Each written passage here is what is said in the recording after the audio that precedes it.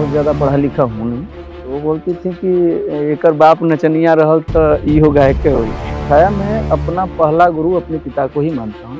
आपने अपना नाम बागी रखा, जी सर। तो किस चीज से बगावत आपने की? जैसे कि मैं दलित समाज से आता हूँ, चमार जाति से आता हूँ। कहाँ फिर आप गाए? बिरहा एक ऐसी विधा है कि आपको बहुत कम बजट में भी आपको मंच दे सकता है। आपके सामने गायकी के लेवल पर क्या चुनौती है? पब्लिक के बीच में आप रह रहे हैं, तो जो पब्लिक जिसको चाहे उसको गायक बना दे। एक जन गायक के तौर पर अपने आप को जातिवादी व्यवस्था के, ब्राह्मणवादी व्यवस्था के खिलाफ नहीं गाए, आप क्या ऐसा करेंगे? ये फॉरवर्डों की बात 15 की बात छोड़ दीजिए, 85 में भी अभी जातिवाद चलता है, 85 में भी चलता है। फॉरवर्डों की बात छोड़ दें हम लोग कि जो ब्राह्मणवादी व्यवस्था उठाकर कचरे में फेंकी जाती थी, बिल्कुल वो फिर से हमारे गले का हार बना दी जाती।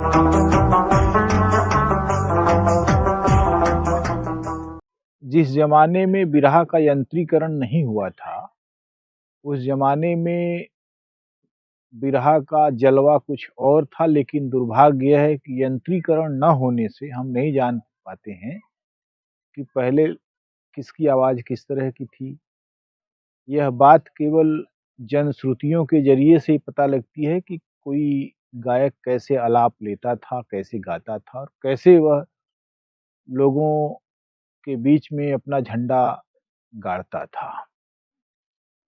लेकिन यह ज़माना न केवल यंत्रीकरण का है, बल्कि डिजिटल ज़माना इसको कह सकते हैं और डिजिटल ज़माने में स्थिति यह है कि तमाम सारे गायक जो गाते कम हैं, बकते ज़्यादा हैं और डिजिटल होने के कारण उनकी एक-एक चीज़, जिसको अगर भदेश में कहा जाए तो हगनी-मुतनी सब कुछ जो है, वे सोशल मीडिया पर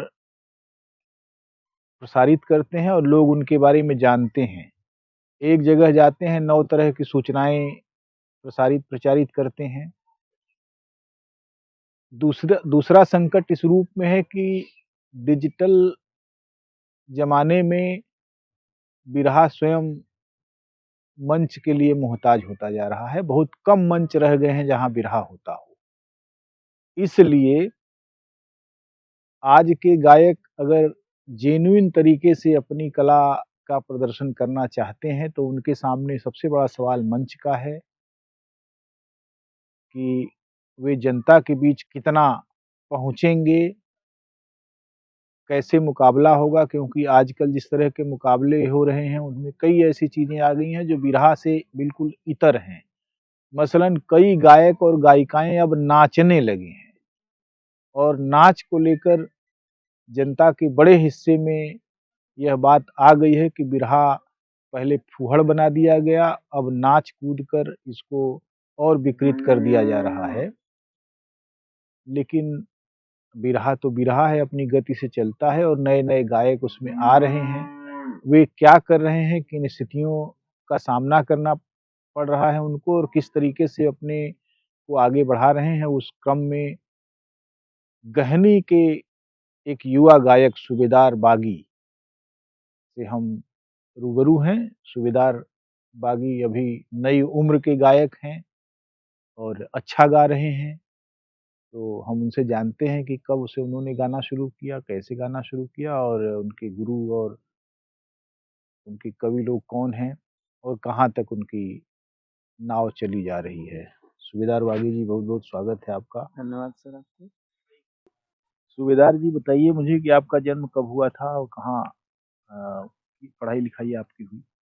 सर मेरा जन्म 15/7/86 है, जन्मतिथि। और बहुत ज़्यादा पढ़ा लिखा हूँ नहीं, हाई स्कूल मतलब पास हूँ। और जर्नी बहुत कठिन रही है हमारी। बताएँ उसको। मेरी शुरुआत जो गाने की अगर बात कहें तो हमने शुरू में कहीं सीखा नहीं था। और ऐसा कहना भी कोई बहुत बड़ाई करने की बात नहीं होगी, जब से मैं बोलने लगा, गाना मैं तब से शौकीन था, तब से गाने भी लगा हूँ। जब से मैं जो भी बातें हैं बोलने लगा, मम्मी-पापा जो भी बोलने लगा, तब से मैं गाने भी लगा हूँ। वो टूटा-फूटा जो भी गाते थे, मतलब जैसे हिंदी फ़िल्में आती थी, भोजपुरी फ़िल्में आती तो पहले वीसीआर वगैरह चलते थे, तो उन सब के गाने बहुत प्रचलित थे, तो ऐसे चलते थे। सुन के जो टूटा-फूटा होता था गाते थे।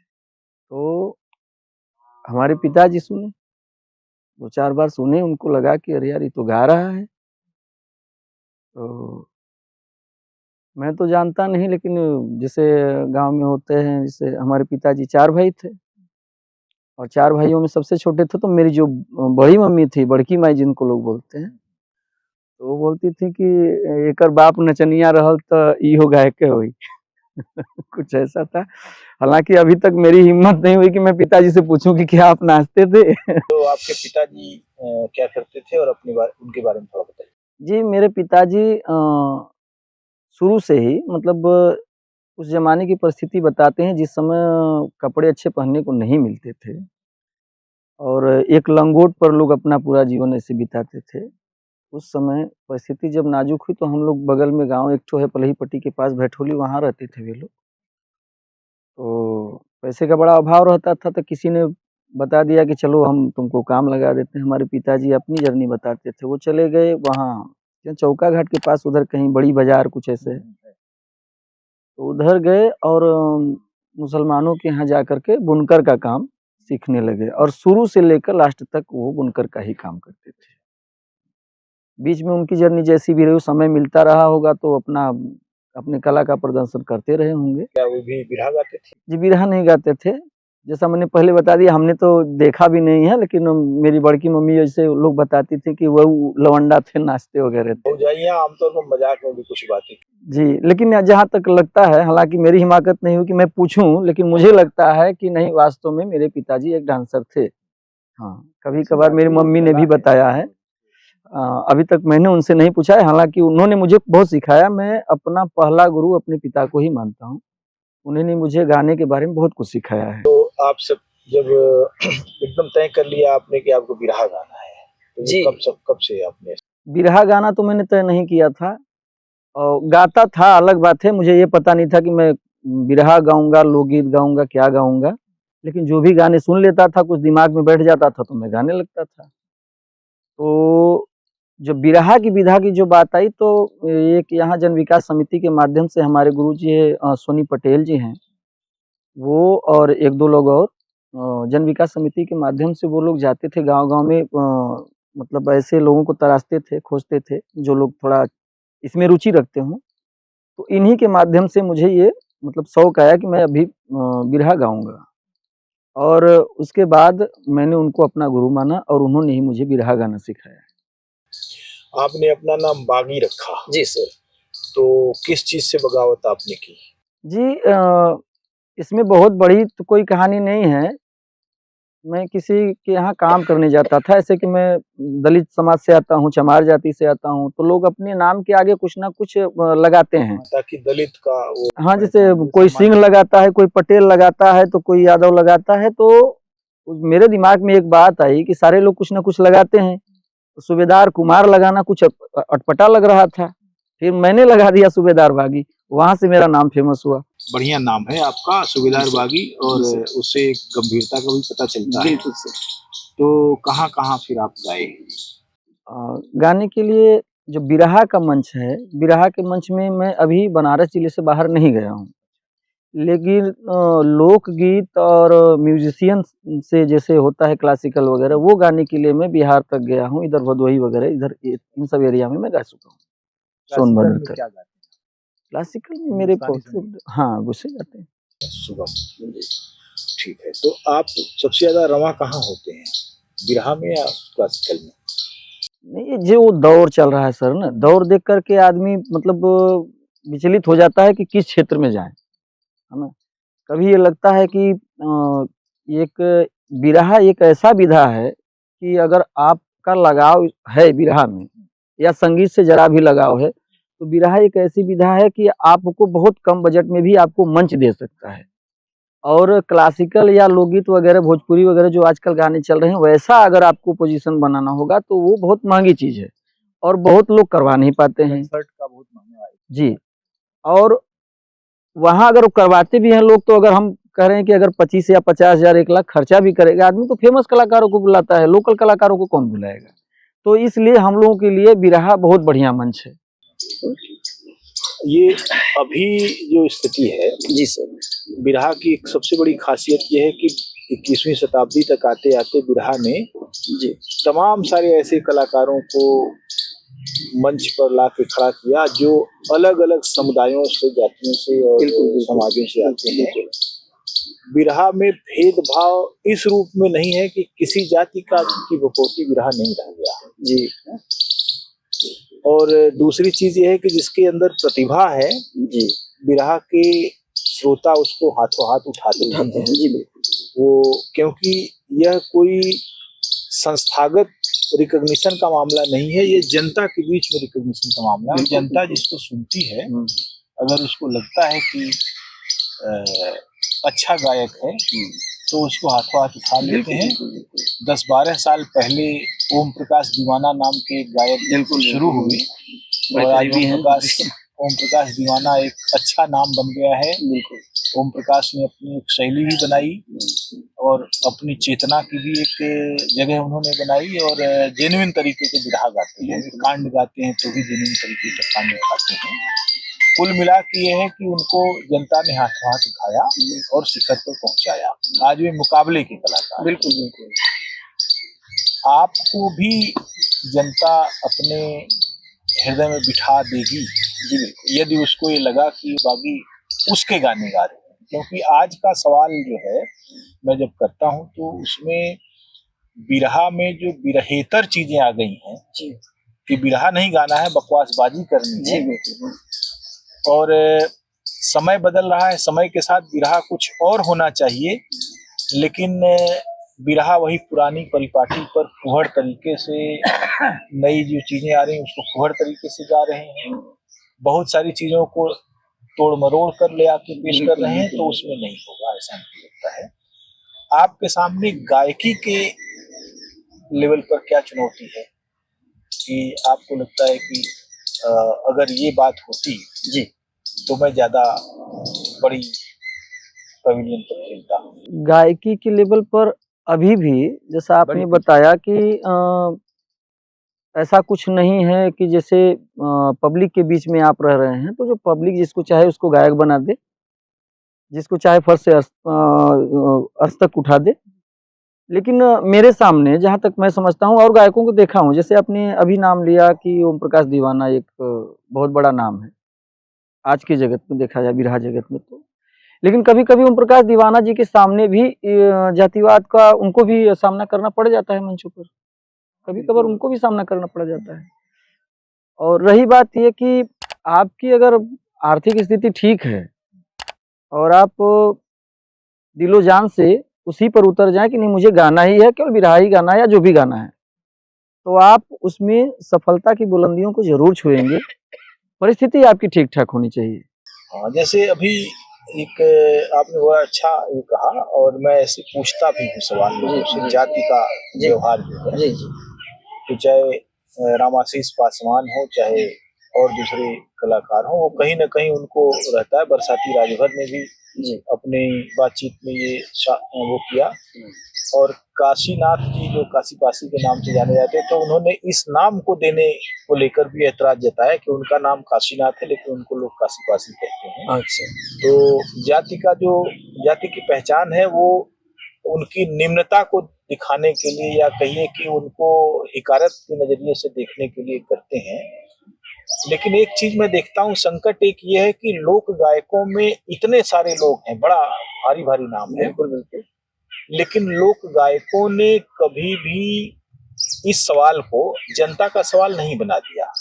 वो केवल उस दर्द को सह गए और फिर गाते रहे, फिर कुछ और कर लिया उन्होंने। लेकिन जैसे वो जन गायक होकर इस सवाल को ही कि जाति का सवाल बनाया किसने, विभाजन किसने किया है। और ये हम एक सामाजिक समूह के रूप में अगर देखा जाए, हमारी आर्थिक स्थितियां, सामाजिक सांस्कृतिक स्थितियां लगभग एक जैसी हैं जी, लेकिन यह विभाजन और यह हिकारत बनाई किसने है, ये ब्राह्मणवादी जो सोच है जी, वो क्यों हमारे बीच में है, इस सवाल को गायकों ने बहुत नहीं उठाया। जाति के प्रश्न पर वो अपनी श्रेष्ठता या अपनी कमतरी को लेकर जो है दुख या सुख झेलते रहे, लेकिन उन्होंने एक जन गायक के तौर पर अपने आप को जातिवादी व्यवस्था के, ब्राह्मणवादी व्यवस्था के खिलाफ नहीं गाया। आप क्या ऐसा करेंगे? जी, हम ऐसा करने का ही प्रयास करते हैं हम लोग, इसलिए कि मैं एक तरह से देख लीजिए तो एक मिशन गायक हूँ और इन सब मुद्दों को उठाना आज के समाज में बहुत ज़रूरी है, इसलिए कि जब से जातिवाद खत्म नहीं होगा, तब तक ये मान के चलिए कि अपने जो 85 के समाज की बात करें, तो ये उठने वाला नहीं है। अब जैसे मैं ये देखता हूँ हुँ, कि जब आप समाज में परिवर्तन की बात करते हैं, परिवर्तन के 4 चरण हैं, जी।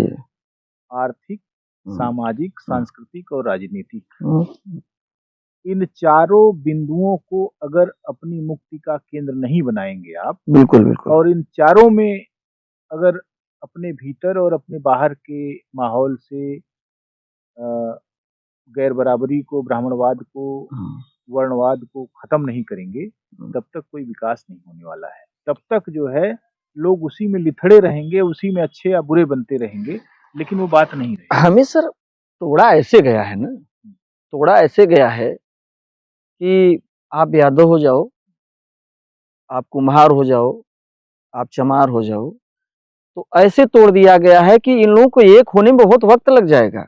इसलिए कि अभी अगर एक चमार कह देगा, किसी यादव के यहाँ जाए, हमको लग रहा है कि 99% अभी चल रहा है। 1 आध 2% होंगे जो सामाजिक बात को समझते होंगे कि नहीं इंसान तो इंसान होते हैं।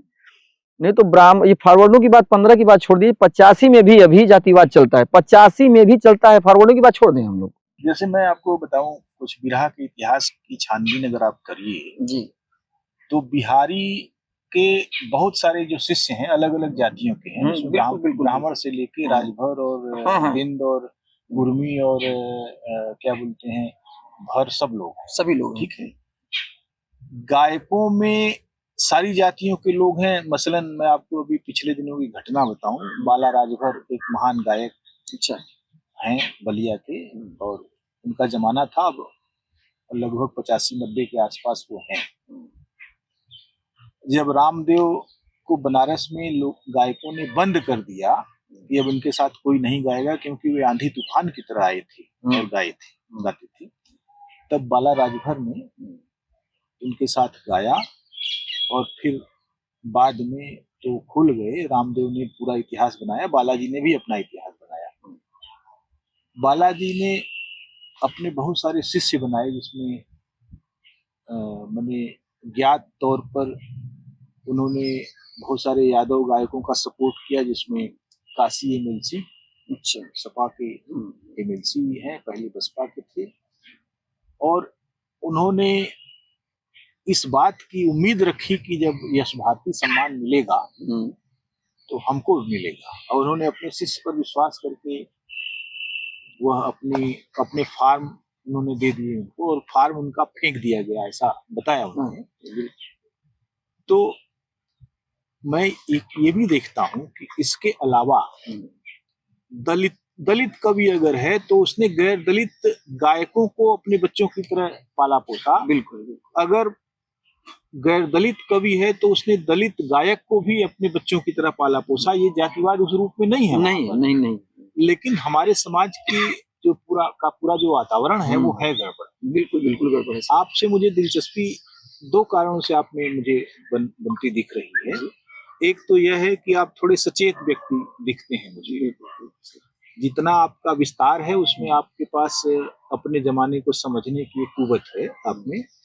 और दूसरी चीज ये है कि आप संगीत को शास्त्रीय तरीके से भी जानते हैं, और मुझे लगता है कि एक अतिरिक्त विशेषता है, क्योंकि मैं अभी के गायकों को देखता हूँ कि वो सवारी स और शरीफा सा में जब फर्क नहीं करते हैं। जी बिल्कुल। तो मुझे लगता है ये क्या गाते हैं, क्यों गाते हैं? बिल्कुल बिल्कुल सही कह रहे हैं। और गायिकाओं में प्रायः बड़ी बड़ी धुरंधर गायिकाएं जो है, हाँ, वो श्रोता सज्जनों से बिल्कुल हर बात को उर्दू में बोलती हैं।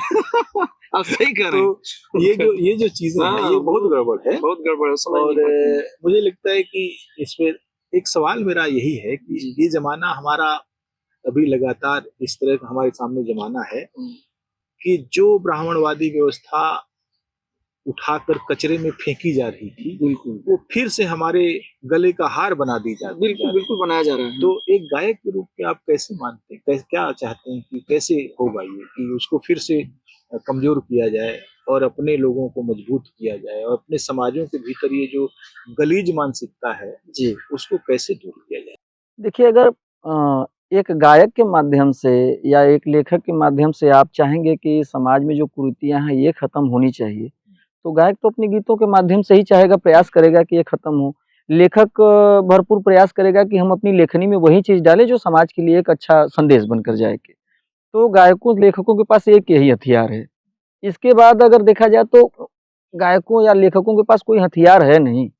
बाकी बहुत से मिशन के लोग हैं जो अपने-अपने स्तर से इस समाज को सुधारने में लगे हुए हैं और विडंबना यहाँ है कि ये समाज सुधरना नहीं चाहता। जैसे मैं ये बता रहा हूँ आपको कि बहुत सारे मिशन के गायकों की भी रिकॉर्डिंग में करता हूँ। ऐसा ही जो भी अच्छा करता है वो मैं उसको पकड़ता हूँ, उनको भी देखता हूँ, लेकिन मुझे ये पता लगता है ये कि मुख्यधारा जो है वो मिशनरी अगर नहीं है तो हमको मुख्यधारा को मिशनरी बनाने की जरूरत है। बिल्कुल, क्योंकि मुख्यधारा अगर गंदगी फैलाएगी तो मिशनरी गायक कुछ नहीं कर सकता। कुछ नहीं तो ये है।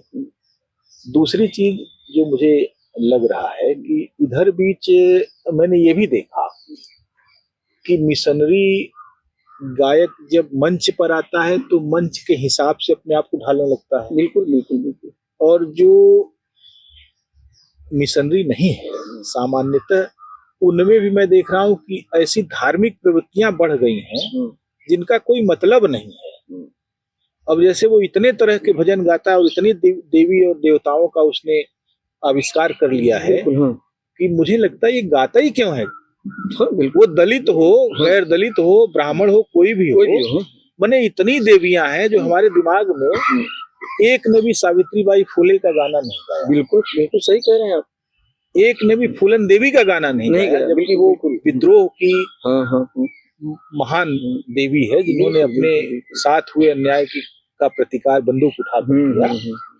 सब के सब वो विंध्याचल महारानी और कौन महारानी और वो ये इतना गलीज मुझे लगता है कि क्यों भाई, आखिर आप किसके लिए क्या दे रहे हैं? क्या एक भी आपको क्या लगता है कि अगर आप ठेठ गाना गाएंगे, जैसे मैंने बसपा के किशोर कुमार पगला, हाँ जानते हैं बिल्कुल, और भी तमाम सारे लोग उधर जो है, एक हम बस्ती में एक हमारे मित्र हैं, उनका नाम देखिए भूल रहा हूँ अभी, वे लोग गाते थे और बड़े बड़े धुरंधर गायक थे।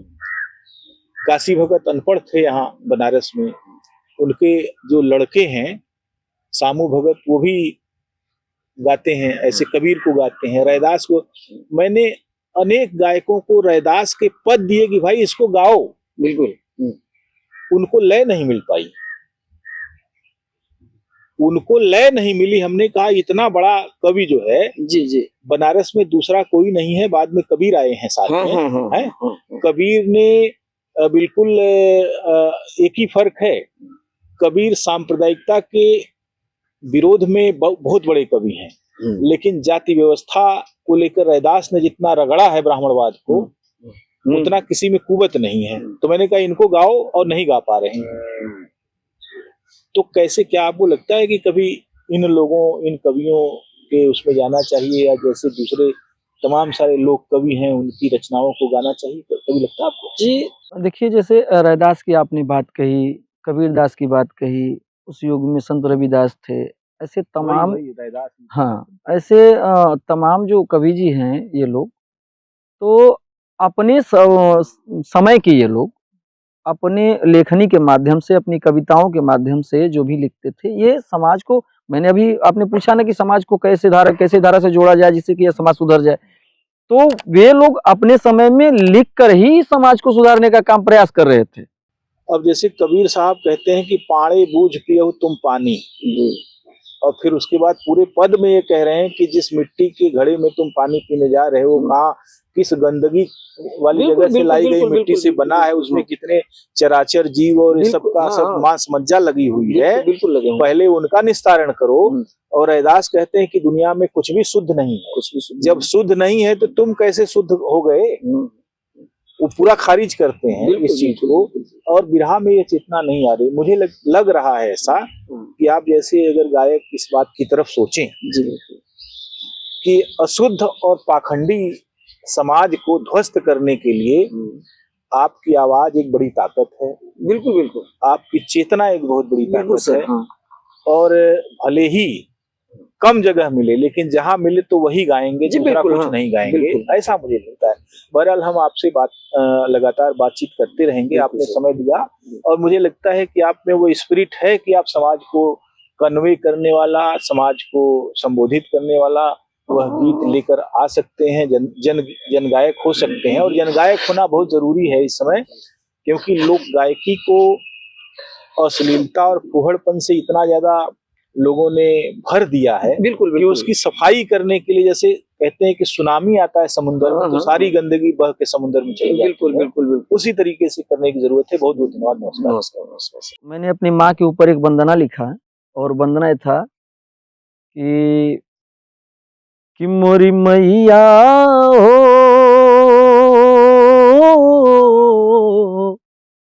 अरे मोरी मैया हो, चले तो से दुनिया जमाना, मोरी मैया हो,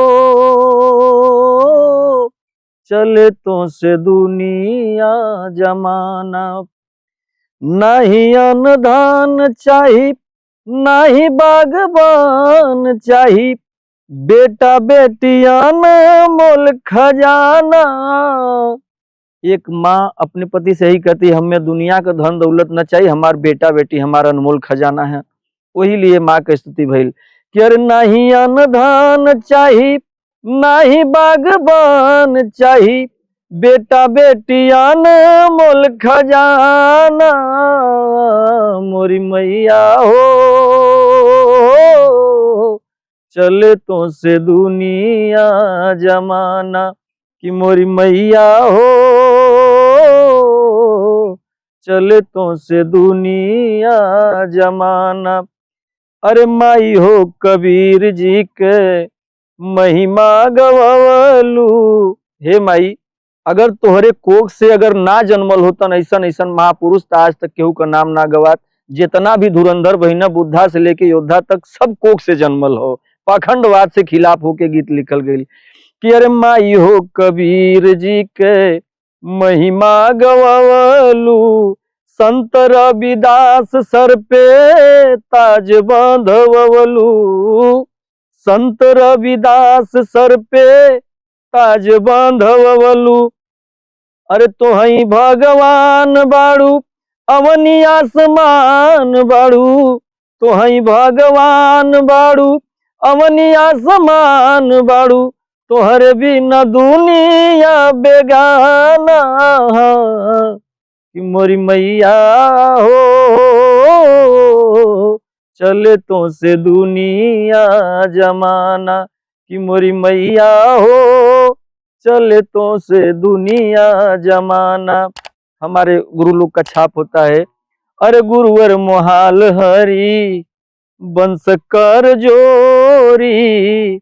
हमारे जो मोहाल खलीफा थे, जो आज इस दुनिया में नहीं है, जो अच्छे काम करके जाते हैं उन्हीं का लोग नाम गाते हैं। इसलिए माई जो पहला गुरु होली और ओकरे बाद दूसरा गुरु जे तो के चले सिखावला, बोले डोले सिखावला, वो लिए कहल गई। अरे कि गुरुवर मोहाल हरी बंस कर जोरी, मक्खन विदेशी गैला स्वर्गवा की ओरी, मक्खन विदेशी गैला स्वर्गवा की ओरी। हरे राजनाथ अश्वनी के सर पे माई हाथ रखलू, ए माई हो लोग तेरे कोखिए से जन्मल हूँ, कहीं से अवतार लेके ना आइलन, कोख त्वार ना रहत दुनिया संसार ना चलत। अरे कि राजनाथ अश्वनी के सर पे माई हाथ रखलू, बागी जी का सजादा तराना, कि मोरी मैया हो, चले तो से दुनिया जमाना, मोरी मैया हो, चले तो से दुनिया जमाना। धन्यवाद सर।